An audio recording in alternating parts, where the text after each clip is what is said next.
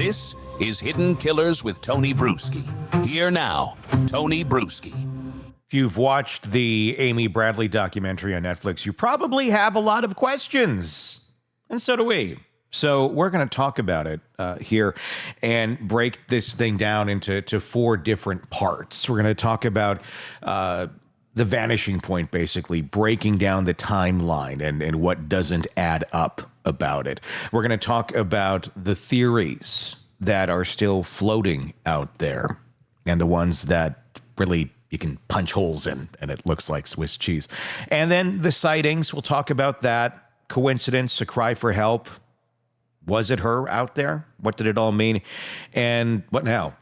Who's accountable? We're going to break it all down into four different sections. Carol Hughes and myself, as we're going to discuss this Amy Bradley case.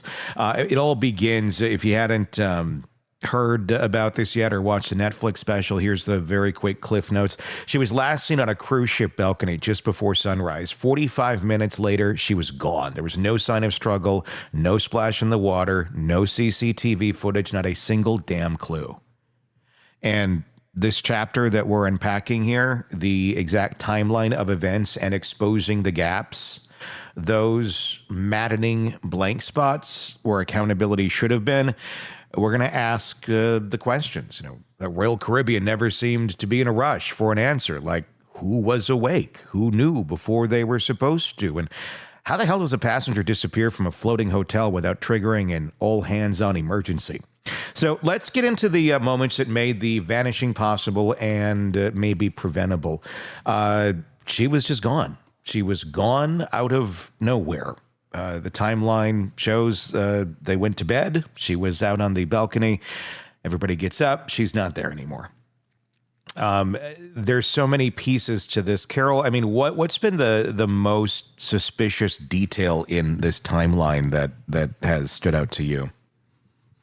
Well, there's a couple things that bother me about this. One is actually, you just mentioned the way Royal Caribbean handled it. Mm-hmm. Because if someone did fall off the ship accidentally or intentionally or whatever, there would be an emergency. We hear about that all the time. Mm-hmm. And, you know, there was recently a man and his young daughter, she had fallen off the ship and he jumped and actually saved her, and both of them made it. Mm-hmm. That ship didn't just go, okay, well, don't tell anybody, we're just going to keep on going. Yeah. You know, you wouldn't just go ahead and dock and start letting people off the ship. I just felt like their response to it was very much like, yeah, she's on here somewhere. Mm-hmm. And they didn't take it as the emergency that it really was. Mm-hmm. That really bothers me. And that's where I wonder, I mean, did they... Because, look, people on these cruise ships, they're going to say, I can't find so-and-so. They're missing. I'm sure this happens all the time. And they turn up. They turn up, you know, within a matter of, you know, hours. They did have 2,000 some passengers that were about ready to disembark for their day, and they were on there ready to go. Should Royal have said, nobody's getting off the ship till we find this person? Or... I would imagine at that moment in time, I'm just playing devil's advocate here, Royal thought, this is another one of the many, you know, I can't find my daughter. We don't know where she is. Well, she's an adult. Maybe she was out partying. Maybe she hooked up with somebody last night. And you just, I mean, I'm guessing that's kind of what Royal was thinking. And that's why they didn't make this a holy shit, because the gravity of the situation was not known at that time. And it wasn't known by the family either to know that they're never going to see her again. At that moment, it was just like, it was a couple hours. They knew that she was gone. I don't know. I'm not shocked that Royal Caribbean did what they did. And I'm not sure of the timeline of when exactly they told Royal Caribbean. Well, here it is. Let me lay that out for you. So 5:15 was the last confirmed sighting. Amy's father, Ron, woke up briefly, sees Amy sleeping on the balcony lounge chair, closes his eyes and goes back to sleep. So she goes out there later in the early morning hours and goes to sleep on the balcony. So that's 5:15. At 6 a.m., Ron wakes up again and discovers that Amy is missing. Her flip-flops, her ID card, the cabin key, they're still in the room, which is rather odd because if you're going to leave there's your a room, shirt that she was wearing that's laid on a chair in the room. only her cigarettes and lighter are gone. Just strange. The family immediately began searching the ship. They were checking the public decks and the infirmary, everything. 6:30 a.m., the family reports that she's missing. So there's your timestamp there. Okay. At 6:30 a.m. I don't think they were disembarking yet. They were might have getting started ready to. Barking at 7 or 8. So you don't usually get off the ship at 6. The ship gets noticed at 6:30 a.m., okay? It's not like person's been missing for a day or two at sea. 6:30 a.m. they're known. Like they're getting ready for disembarking. I mean, everything is in place. The disembarking probably hasn't started, but they're working and they're about ready to go. Yeah, they're ready to go. This is where you're at dock at port and you're looking out and you're seeing everybody on the dock working and doing their stuff. Things are coming and going off the ship.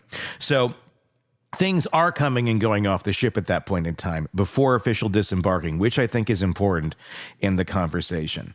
So they notified them and they requested a full lockdown and public announcement. Now, you can request whatever you'd like, but you only noticed an hour and a half ago that your daughter was missing. An adult was missing. I think it might be a bit of a steep request to request the full ship to go on straight lockdown. At that second, they have policies for it, and right or wrong, they do of what they are. But I think that's a bit of a reach, considering she's an adult. If it was a minor child, I think you have a different situation going on. But yes, understand that point. I do think there is a possibility that she could have gone overboard. Yes, that's why I think that Now, I think today, maybe, the ship would take that much more seriously. I don't know. I don't know the answer to that. I don't know if in 1998 it was like, come on, things were different back then. But the idea that, okay, well, let's say she did go overboard. Why would Royal Caribbean then stop everyone from disembarking and going on their excursions and everything? Well, I think, you'd want to investigate this. Well, they did. Really ship? And then they did start looking around they did investigate, but I mean, it took time to kind of get all that stuff in order. They can't just be like, press a button, here comes the divers, Yeah. You've got thousands of people. Yeah. That are wanting to go and do their thing. And they don't know anything about this. It would possibly cause some mass panic if you were to go on the ship's system and say, by the way, there's a person that's missing and we're not leaving the ship. It would turn the ship into a game of Clue. And rumors would start, and oh my God, there's a killer on board, even though that's not remotely what they would have announced.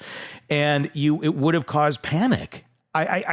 I'm not trying to stick up for Royal Caribbean here, but I'm just sticking up for the timeline of events. This was right as they're getting ready to disembark people. People are probably getting in line already for this because they want to be the first ones off the boat. Again, this was within an hour and a half of this happening of disembarkation. So I don't think it was crazy that they disembarked the ship. Again, had this person been missing for the last day or two or something at sea, and they're like, okay, I think you might have had a very different story on your hands. But I really feel as easy and as much as you want to find the villain immediately and go, you screwed up here, I don't know that they did at that moment in time. And this just popped into my head. By allowing people to disembark, knowing that information that someone's missing, you could be finding that person too. You're making sure that she's not one of the people disembarking. Yeah. Because she would have scanned her card just like she did to get into her room. You have to do that to get off the ship. And it could also alert if somebody's taking off a large suitcase and they're going to St. Martin or wherever they were going, it would be like, okay, there's a person with a large suitcase. Let's, and it could have given him some necessary information by allowing people to disembark. Well, and at the end of the day here, they scanned through everybody who went off the ship. So they didn't see her there. But let me just finish it. The employee exit, maybe. Yeah. Maybe but so they scanned everybody that got off the ship. And then that allowed them to do a thorough search of the ship with less people on it. So if there's someone out there, they were able to do that by 12:15. But they also had cleaned their room.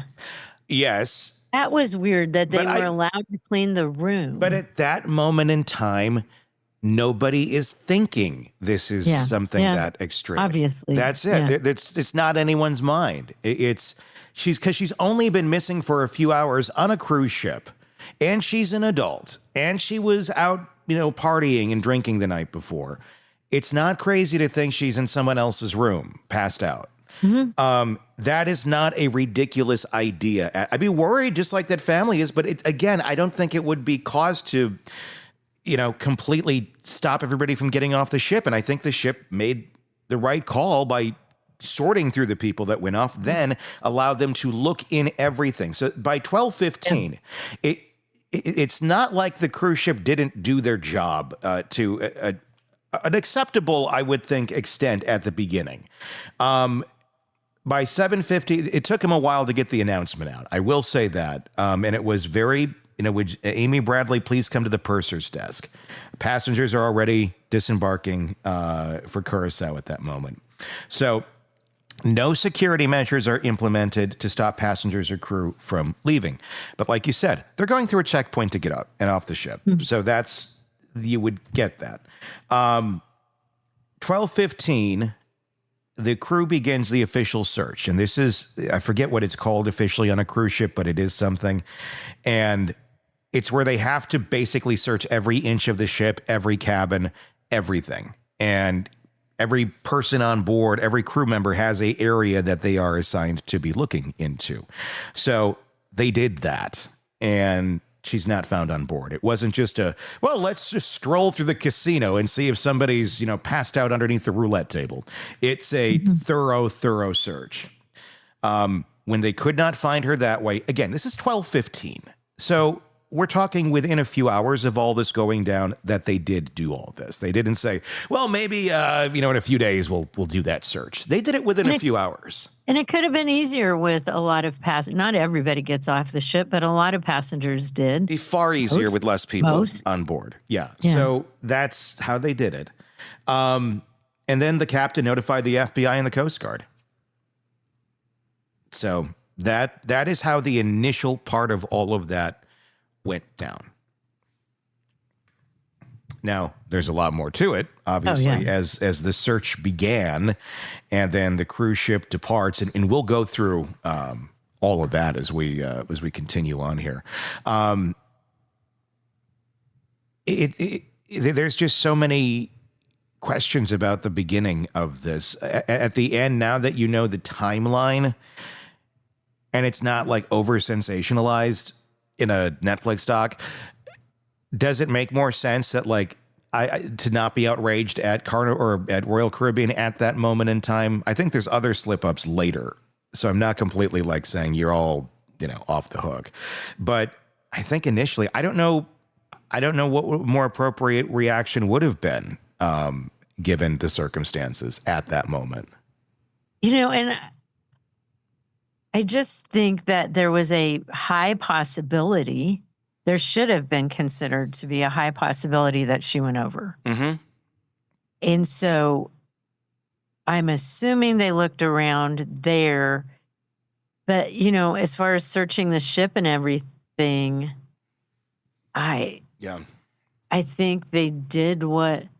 Because that did allow them to say, no, but she got off the ship at 8:25. Yeah. It would have been some good information for them, actually. To know that her card was not scanned to leave the ship. Yeah. And I think employees kind of have to go through a similar process as far as getting off the ship. Mm-hmm. Because that's a thing. If she did get off the ship, which is obviously a theory, it would have had to been through another way that they're not scanned. Or the only thing I could think of to get off the ship would be like an employee had somehow stuffed her into an oversized bag. How else are you going to get her off the ship? And I got some thoughts on that, and we'll get to that in a little bit, the what ifs and all of that.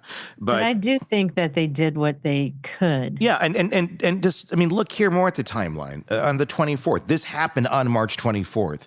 The Dutch Caribbean Coast Guard launched a 4-day sea and air search using helicopters and planes. So the same day that they went and said, she's missing, you have helicopters and planes out looking. So that's, I think I'd be happy that you got this. The U.S. Coast Guard joined the FBI and the investigation. Royal Caribbean chartered a private boat to help with search efforts.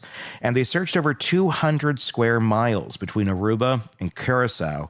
No evidence was found, no body, no clothing, no debris.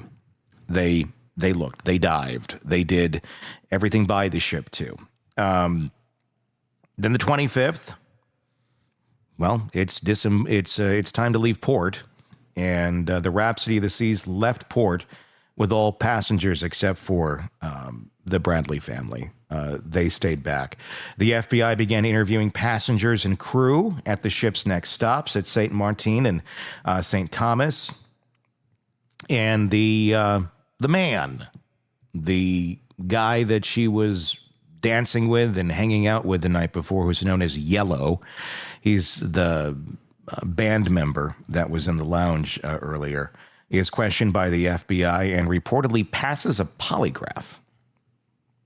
Then on the 26th, the Bradleys are still in Curacao, distributing flyers and searching on land. A taxi driver reported seeing Amy that morning near the cruise terminal. So this is like one of the first sightings reported of Amy, like immediately. Asking urgently for a phone. Curacao police and the FBI followed up, but they didn't ever get any solid leads.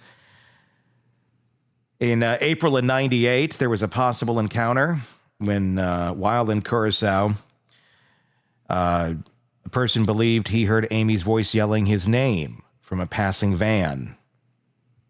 He and Ron Brad believed that. He and Ron chased the vehicle down, but they only found a man driving. And then there was other sightings as well that go on through time where some believe that she was trafficked. There was a man that went in and found out this woman's name. She said who she was, and he didn't want to get in trouble. And he was a U.S. Navy petty officer, so he never reported it. And that was back in January of 99. So that's a bit of the timeline of what happened, and we didn't go into all of the sightings there yet, but we'll continue to go into that as we break this down a bit more. I mean, what are your thoughts there on that timeline? I mean, do you think she was alive? Do you think the idea that she drowned and people are just making bad IDs on people out there? That could be. I mean, you hear of that all the time in missing persons cases. Mm-hmm. You know, I saw that person. You know, whenever anybody's missing, they get hundreds of tips. I saw them here or there, and you know, they track down the tips, and frequently they're not correct. The people on the documentary seemed very convincing to me. I thought that they really felt like they saw her. One other thing too is at that time that she went missing, between like 5:30, 6 a.m., somewhere in there. That ship would have been so close to port, if not at port. Yeah, they would have been really close. So had she gone over, I would think she would have been found. And I don't think they would have been far out at sea based on the timeline. Yeah, I think it would be different if they had Fun Day at Sea and she's out in the middle of nowhere. Yeah. But they would have been pretty close to the dock. I think they would have found her.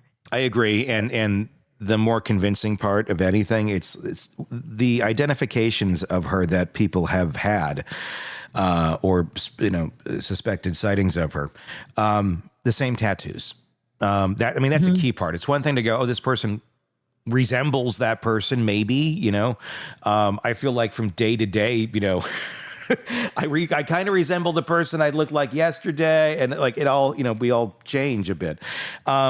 But if you got those tattoos and it really looks like the similar person, you very likely have the same person. Mm-hmm. And that's the thing about this case. But the one thing that I'm just totally stumped by is if she did not go over, how did she get off the ship? Because you and me couldn't get off the ship without scanning our card.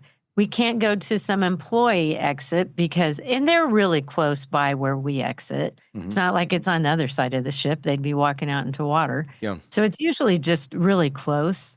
But they also have to get scanned because they need to know what employees left the ship that day. So it's a similar process for them to get off the ship. The question of what happened to Amy Bradley is the big one. Did she fall off? Did she get off? How did she get off? I think one of the biggest questions is exactly that. Did she get off by some other means? And that's the only way it would make sense. And there's a lot of theories about that. And I guess I don't know if all of the questions can be answered right away. I think you almost kind of got to go in order. Did she get off the ship in a way where she was captive and being trafficked? Did she get off the ship in a way where she was unaware that she was captive and being trafficked until she got off the ship? I do wonder about that. The one thing, the scenario that's run through my mind, and I'm curious to get everybody's thoughts in the comment section on YouTube, on our Facebook page, or on our YouTube page. Just search Hidden Killers with Tony Brueski. Is she's out hanging out with Yellow, okay? And does she get off the ship with him some way through an employee back end? But see, in a way that is like, you want to get on the island first, before everybody else. Okay, here's how we can do it. Like, and either like get into this oversized piece of luggage, get into this cart or this tray, or get into this box. And I'm just gonna go off here. I know how to get out. They're gonna scan my badge and I'm out. And I'm gonna get you on the island that we can get started and have fun early. And that is the way. If she got off that ship without coercive force, I could see her. This is fun. It's an adventure, and it was just kind of a fun, drunken night that ended into morning. And maybe Yellow has absolutely nothing to do with this. I mean, maybe, Yellow, they got off and the intent was really just to go hang out. And then she got mixed up into something else. He had to go back, whatever. I mean, I think that he really could be completely innocent in this. I think there could be something there too, without a doubt. But I think there are, the answer is not the obvious, because if the answer was the obvious, this would already be solved. Agreed. So that's why I'm just trying to think, what would be a logical possible scenario in 1998? Because look, security is going to be a hell of a lot more lax in 98 than it is today. We're talking pre 9/11. You could walk to your gate you didn't have to have a ticket to get to the gates of an airport. Yes. TSA, all that did not exist. There was like a little scanner, like the library almost. And that's what you went through.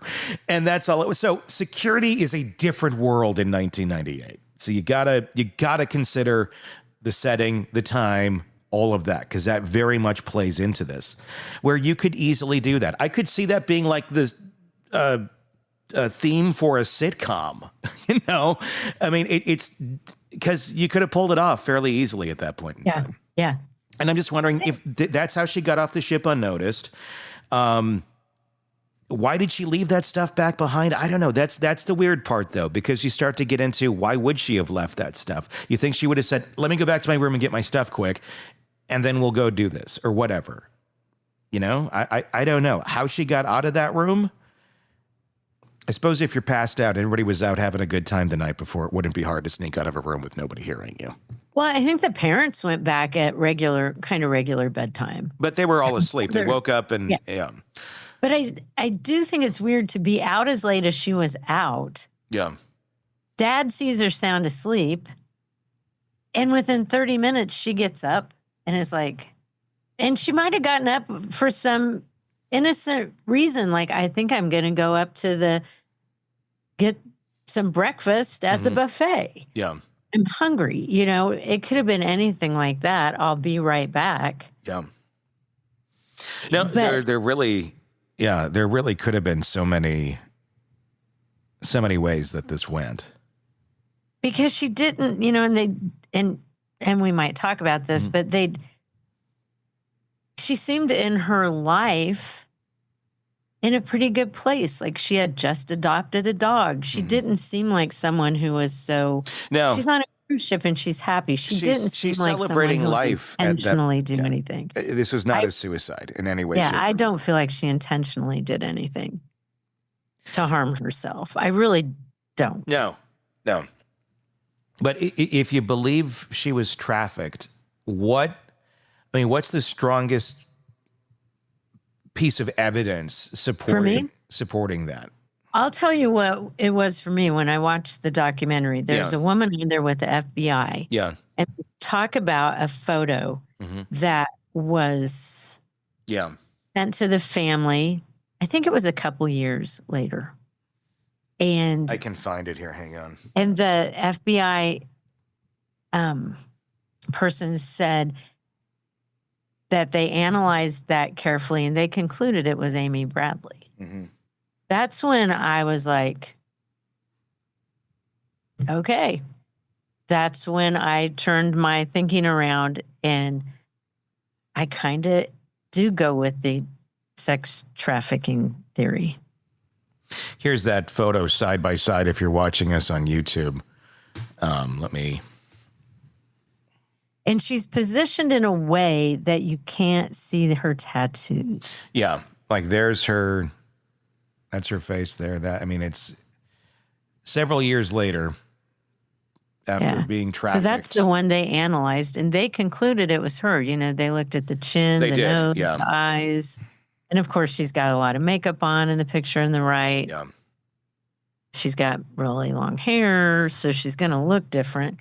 But the fact that they analyzed it, if it would be like, you know, Bob's picture analyzing company did it, I wouldn't really. They got a kiosk at the mall, right? The mall, when the FBI, the mall still has a Radio Shack and a Diamond Dave's, and then he's got the mall kiosk, and that's the only thing left in the mall. But Santa comes out once a year but he only works Tuesday from 3:30 to 4:30, exactly. And that's it because he's got a heavy drinking schedule. It's her. So that's when I'm watching this, and I'd heard of this case before, but I'd never really read much about it. But that's what turned my thinking around at that point. It still could be a woman who looked a whole lot like her, which is kind of disturbing, especially the fact that they would get that picture randomly.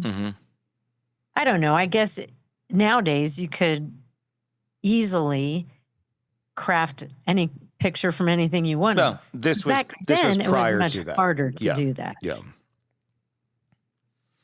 Because nowadays it's like, is that real? I don't know. Well, and the question is, if it is real, I believe it to be. The photo people, the analyzers of that stuff are good, and digitally it could be analyzed as well, and it is her. But if it is her. Or assuming it is her, and then we look back at the timeline of how everything, went down. That photo would have been from around 99, assuming it was taken then. Yeah, I was thinking it was within a couple years. Yeah. So could she still be alive all those years later? I mean, that's a question. And if she is alive and if she got freedom, if she, wouldn't she have certainly tried to go back to her family, or would it have, is it too shameful? It's not. No, it would be horrible. I couldn't imagine. You want to know my theory on that? Yeah. So if she was taken off the ship by a mysterious means, that we'll never know. Yeah. happened, how she ended up getting off the ship. That'll never be figured out, I don't think. But if all of a sudden she's off the ship and with some really bad people being forced to do things she doesn't want to do, after a time, they're going to convince you that if you reach out to your parents, we will kill them. If you do this, we will kill your brother. If you do this, then this is my other part of the theory. I think she could have ended up having children.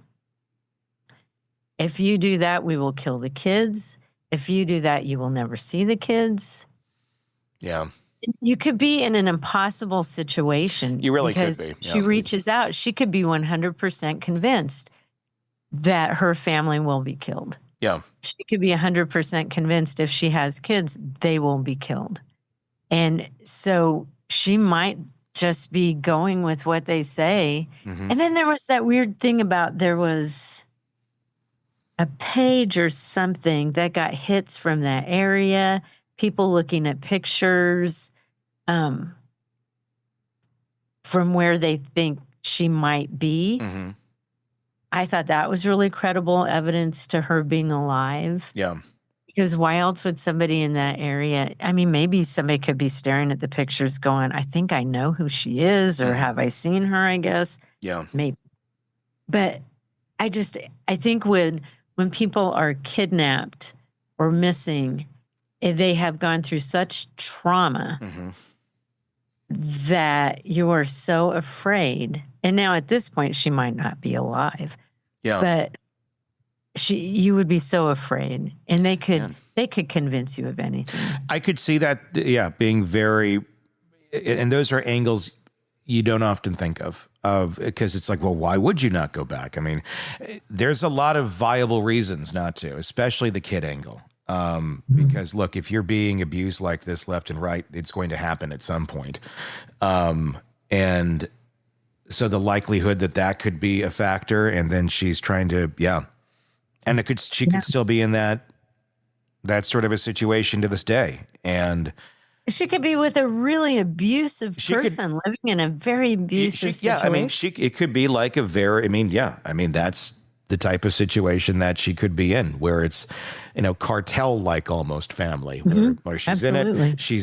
She's maybe a grandmother by now of her own kids, and this is how life has to be. Otherwise, she risks them dying and herself. I don't know. I mean, that goes to an extreme, but that's a pretty dark world that one can be in. Very dark. I think the likelihood is more that she's been killed at some point in time, and not this story of, cartel wife to the queen or to the king. Yeah. I mean, and it's horrible. As horrible as that is, I would rather, I just wouldn't want her to live a life like that. I mean, I can't ever go, here's what I would do if I was mom and dad. I mean, I can't imagine this. I can't imagine the family. Like I after I watched that documentary, when I finished it, I just sat there thinking about that for the longest time. I've been on 11 cruises. I couldn't imagine if I was sharing a room with 3 of my family members and one of them disappeared. Someone could fit you into a suitcase pretty easily, I think. How do you go on? How do you, I felt so bad for him. Like at some point you have to go home. And you just have this emptiness, and every day you're sitting there in the ship. The parents and the brother watching them be interviewed, I just wanted to hug him. I was like, I can't imagine what they've gone through. And it never leaves every day, because the not knowing, there's no closure. There's all these horrible possibilities that could have happened to her. I mean, at this point, I almost would prefer that something happened and she did go over and was never found. If you're, if you're looking, because of the two options there, I wouldn't want her to be sex trafficked. Oh my God, that would be horrific. Yeah. But, then there are people like the one woman who saw her in the bathroom, or said she saw her in the bathroom. And that woman she saw in the bathroom said her name was Amy. Yep. And that's the thing. That woman seemed very credible to me. There is a lot of sightings that have been made about Amy Bradley. A lot of them. Some of them believable, some of them bizarre, all very deeply unsettling. A barefoot woman on a beach in Curacao, a brothel confession in the dead of the night, eyewitnesses who swear they saw Amy in the company of men who didn't want her talking. And then the haunting photos from the sex site.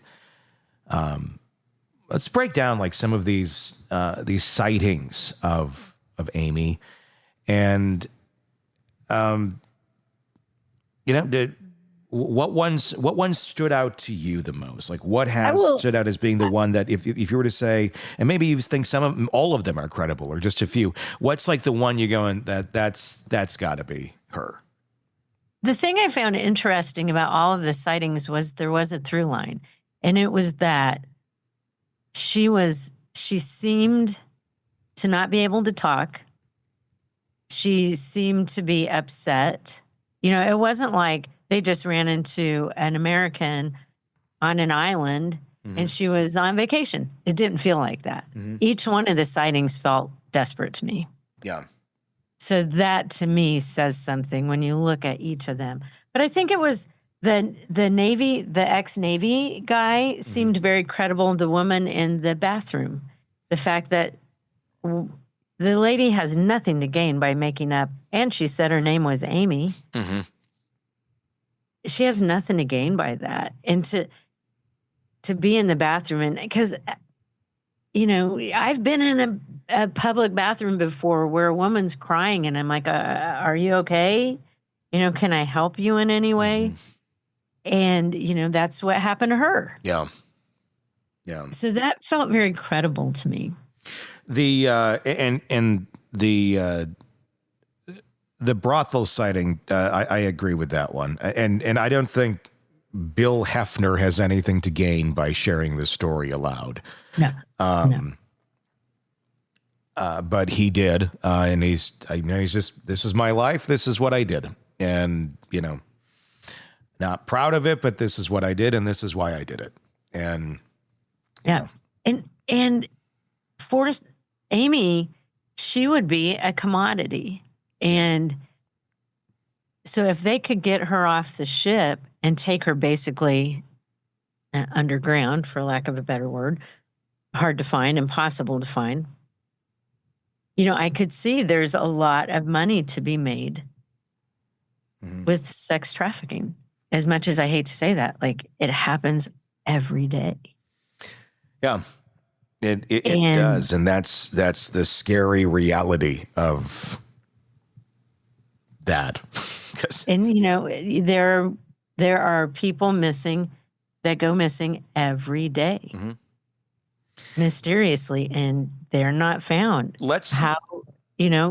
They could have figured out how to get her off the ship. Let's go through some more of the sightings that happened here. We already kind of went through some of the initial ones, the brothel, the beach sighting in the immediate aftermath of this. There were hoax sightings as well that that people were, and that's the scary part with anything right now. There's going to be someone that wants to get out there and make a joke out of this, and make, or not even a joke out of it, but just screw with the public for the sake of screwing with the public. Now, believe me, I love that sport. It, to me, is very fun. But there's times and places, and in a murder investigation, it's not one of them. You can make jokes. There's funny ways of doing things. Mixing this into that with making up stories of finding this person is insane. I just saw it here recently during the Devil's Den homicide case that we've been covering. People were pointing out to me someone online that created a persona that looked pretty much just like the sketch that was out. But it came out after the sketch was released, And then they put out weird comments about there being more to come and things of that nature. And it was pretty disturbing looking, but you just knew it was, I mean, I knew it was a copycat. I felt it was a copycat right away, the way it all looked. It was just too in line. But that's a sick thing. There's going to be those sort of things out there, and then you have to decipher through that sort of madness. And you know, there's probably been thousands. Oh, completely. Of tips. But here's some of the more some felt very credible. And we'll go through some of these fake ones too. In 2000, Frank Jones, as a con man, he was posing as a Navy SEAL, claimed to have Amy in Colombia, in Curacao, stated his team had photographs and audios of Amy being held captive by traffickers, described her tattoos, and even said she sang her childhood lullaby, You Are My Sunshine. Credibility, zero. He fabricated everything and was later convicted of fraud. The FBI arrested him. He served 5 years in federal prison for that. So, good. That makes me happy. There was a San Francisco pier sighting. 2 women saw a distressed woman resembling Amy with 2 men who were physically controlling her. When the woman made eye contact, the men quickly led her away. Credibility, and that's medium. The sketches made, and they were released, but there hasn't been any, way to conclusively say that was her. Department store restroom in Barbados. There, a woman told her quietly, my name is Amy. I'm from Virginia. Then 4 men came in, called for her, and she left with them. Which was Amy, where Amy was from. Yeah, and the probability on that one is high. The person who was a vacationing American had no prior connections to the case, didn't even know about the story when she came forward. And I think she's the one who saw it on Dr. Phil, saw the parents on Dr. Phil. One of them saw the parents on Dr. Phil and saw the picture and went, oh my God, that's who I saw. Yeah. I don't know, with time, your memory kind of changes and fades a little bit. Yeah. But I mean, there's... She seems credible. What was the Dr. Phil? The parents went on. Yeah. And I would have done the same thing. I mean, you want to get the word out to as many people as you possibly can. And that's what prompted this woman to share her story of her being on vacation and seeing her in the bathroom. They went on with the Jas story. Jas was the S worker's name that she went by, Jasmine. And that's the one that was that's the photo that they matched up. But that was first revealed on Dr. Phil.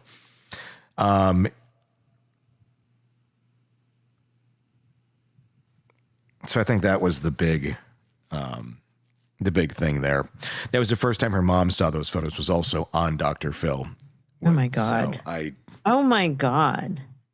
I don't like that. That feels like a really icky producer moment. Unless you, I mean, I don't know. Hopefully she knew what was coming, that she knew we're going to be showing you some photos here, I don't know. That's me digging into the rough and of how would you handle that? But it seems a little ick to me on that. Agreed. So there's been a lot. There's been a lot of sightings of this woman. When you look back on it, how is, because I don't think we know the answers to these questions. Is Royal Caribbean responsible for any of this? I mean, if it was their employee that had something to do with it, sure. But there's no way to But how do we know? prove that. And I know that the parents did file a lawsuit against Royal Caribbean that was dismissed, I believe. Mm-hmm. So I don't think there was enough evidence to hold them accountable for anything. I think they took it seriously by what you said earlier about, chartering a boat, the Coast Guard or equivalent of, was there looking for her. You know, Mm-hmm. she didn't leave the ship. I'm sure there's video of people, you know, if there was video in the club of her dancing, Yeah, there there is. has to be video of people leaving the ship. You would both think. employees You would and think, but it's 1998. yeah. So 1998. And they're not, the ships aren't ruled by like any sort of American law either. Oh, So that there's, is a difficult thing because Yeah. you think they're out in the middle of an ocean. Yeah. You know, American laws don't apply. so the whole, even if there was like a cruise ships must have this, they wouldn't have to follow it because it's not their jurisdiction. That would be something where the company would, I would hope today probably is true, have it to cover their own ass of like everything's monitored. You know, I would think today you're going to have, at least that would be my hope. There's so many times though where you make these assumptions of, oh, this is probably how that works. And then you find out, oh, it's not doing any of those things that would have made total obvious sense for the last 25 years. Yeah. So I don't know. I don't know the answer to that, but you would think, but I don't know about 98. It was again, total different place, total different time. That makes it hard to speculate on things too, because you don't know what systems were in place. You don't. Sure. And it's you hard and I to- do anyway. It's hard to. Let's talk about some of the contradictions and some of the cracks that have emerged in this case. And there's several of them, and I just kind of want to work through what doesn't make sense from various people. Because not to say it's intentional or right or wrong or this or that, but more so to kind of put some things into perspective. Let's start with the Yellow. Yellow's timeline versus witness statements, what he said. The ship's bass player, Alistair Yellow Douglas, claimed that he went to bed around 1 a.m. after performing and briefly dancing with Amy. The contradiction here is multiple passengers claimed they saw Yellow with Amy after 5:30 a.m., including near the elevator and heading to the top deck. One even said he gave Amy a drink with dark liquid around that time. So the red flag is he allegedly offered condolences to Brad before the ship's official missing person announcement. And how would he know? Mm-hmm. That's the allegation that's been out there. So if he went to bed at 1, how did passengers see him with Amy after 5? I mean, either they're wrong or he is on this. I'm going to guess the condolences thing was more of a internet thing than like legit. But I could be wrong. Yeah, I'm not sure about that either. Yeah. The balcony narrative in here and what her dad said. Ron Bradley says he saw Amy sleeping in the cabin balcony at 5:15. The investigators noted there are no witnesses who saw her after that moment. She vanished in the 45-minute window between 5:15 and 6 a.m. So no one, not security, not other passengers, saw her leave the cabin or balcony. She supposedly vanished from a balcony 8 stories above the ocean with no struggle, no sound, and no trace. Yeah. So, And for me, that I am an extremely light sleeper. There is nobody who could be walking around a room that size, yeah. taking off her shirt, picking up her cigarettes or whatever, opening and closing a door. No matter how quiet you are, I would wake up. Mm-hmm. And so to me, I was like, if he saw her at 6, I was like, I would never fall soundly to sleep again. Yeah. That 45 minutes. Because it takes me an hour just to fall back to sleep if I have to get up and go to the bathroom. So it's like, I was kind of surprised that nobody in the room heard the door open or shut Yeah. at all, or her moving. Because I don't know. Obviously, I could I've been sleep. on a lot of cruises. I could Those sleep rooms through it. are tiny. That's you. I mean, everybody's different on that. I could probably sleep through it some days and some days not. So I don't know. I don't think it's that difficult that she had left. But what doesn't make sense is, okay, the But she items. was asleep. That's what doesn't make sense. Why would she you? was asleep, and why would she leave? Why would she leave? Why did she only? Why are only her cigarettes and lighter missing, and other stuff that would be considered more necessity? You would take. She didn't. I mean, so did she leave willingly? Was she lured? I mean, if there was like somebody who came in there and forced her out, that would be a hard sell because of the other person in the room sleeping. Because at that point, I kind of was thinking, did she go answer the door? Well, and I was like, she was out partying all night, drinking.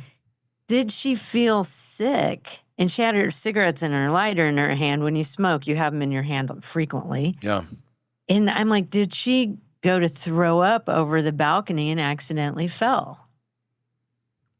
But I think they would have found her. Well, what if somebody did find her and helped her and then trafficked her? Oh, there's that. Yeah. Here, let me help you, ma'am. Let me help you. And then she's on land. I mean, especially if this happened like right there at port. If she fell off. They had to have been so close. And, so close. And she's just, it's dark. She's, for whatever reason, she ends Injured. up, injured. She ends up drifted somewhere to some other spot a little ways They're away going from to the take ship. her to get help. Yep. And then that happened. Maybe it's a combination of both to a certain extent.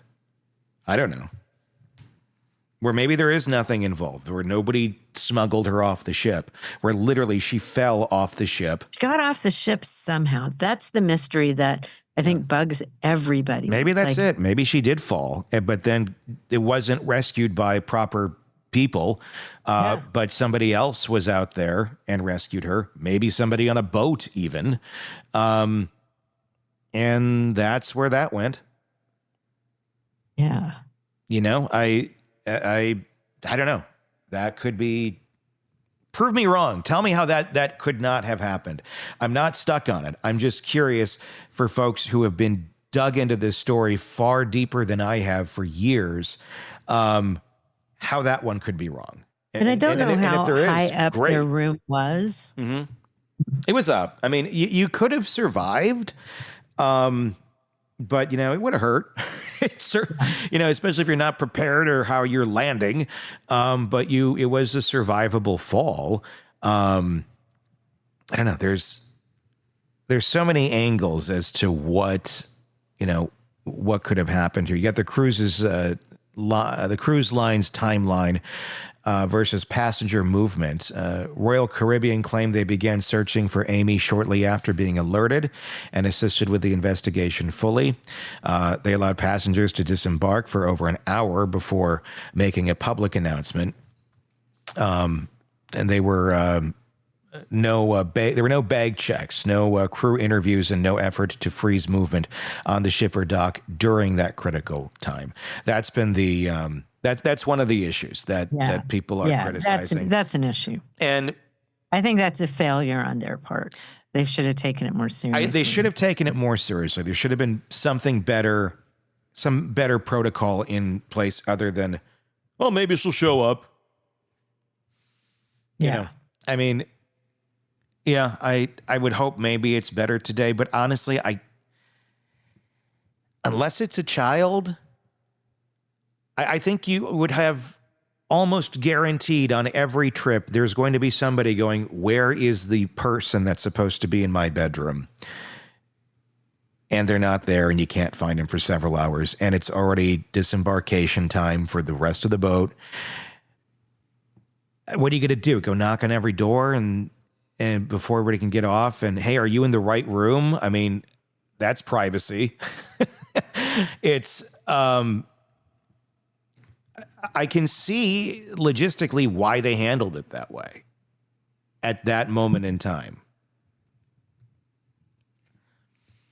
I don't know how you, you would interrupt basically every cruise, I think, if that happened. Because I'm going to imagine on the floating cities that they are, you're going to have somebody in the room and somebody doesn't know why or how they got there. Yeah. Considering the amount of alcohol consumed on these things.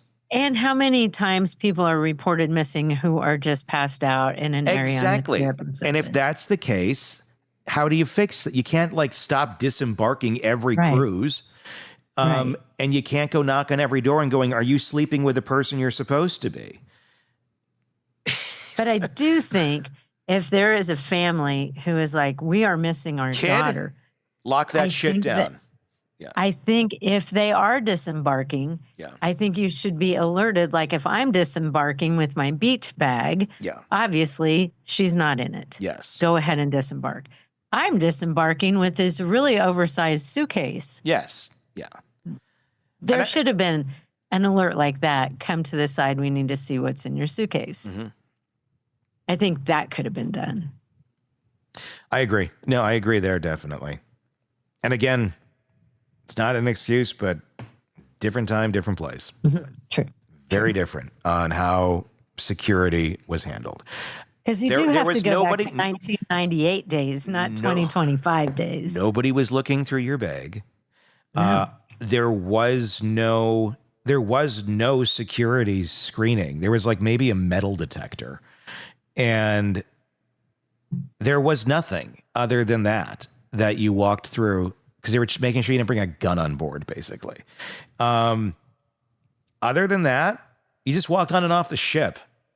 Today it's like mini TSA and none of that. And there was no, you have to have a bag this size and we're going to check your bag if it's this big or like none of that. It didn't exist. People would have been shocked. They would have been insulted. They would have been, you're not going to look in my bag. And there would have been like 99% of people because it just wasn't a thing. So there's that of the timeline. And today it's very different and good. We progressed, and I think it's learning from some of these situations probably why we have progressed. Because hey, if we had done this, maybe we could have caught that better. So, but I am hoping for no shoes having to be taken off at the airport soon. They already do that. Okay, thank God. Yeah, I flew the other week, and I heard they were getting ready to not do that anymore. And I flew in March and had to take off my shoes. You can keep your shoes on now. So okay, thank you, Jesus. Yes, that's. But I do think a lot of what's been put in place is necessary, and it's all a reaction to things that have happened. Yeah. And so I like to think today there are systems in place on a Royal Caribbean that wouldn't raise eyebrows the way this does, you know, because you do look back on it and question it. That was 27 years ago. And look, I mean, and think of this too. The size of these ships, if you're thinking of a cruise ship today, think of it being like 1/4 the size. Yeah, this would have or been a smaller. Much smaller ship. I mean, there's still, I don't know, what would you say, 3,000 people on the ship or something? I don't know. On this ship, on how many people were on her? Let me get in. I'll get you an answer for that. How many? Let's see what the magic word calculator tells us. I just Googled. It said 2,048 in 1998 on Vision of the Seas. Yeah, but it can hold between 2,000 to 2,400. Yeah, so in total. Still, it's a lot of people. It is, but not to the size of ships they are today. Let me see this.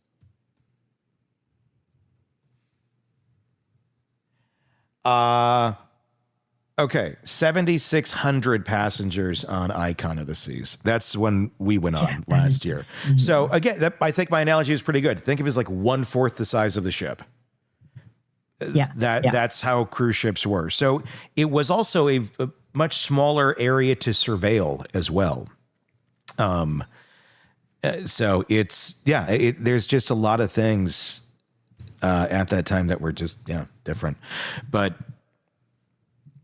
what ultimately happened to her? I at the end of the day, I think she was alive for a period of time. I don't know about today, though.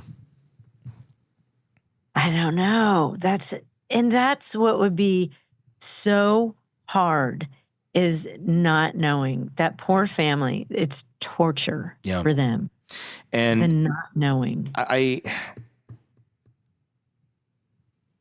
don't know that I'd have, I don't know how I would be in that situation. I don't know. I can't say if I would have abandoned hope or if it would have been healthier to abandon hope and just be at peace with, hoping that she is gone and in a better place and not living a trafficked life.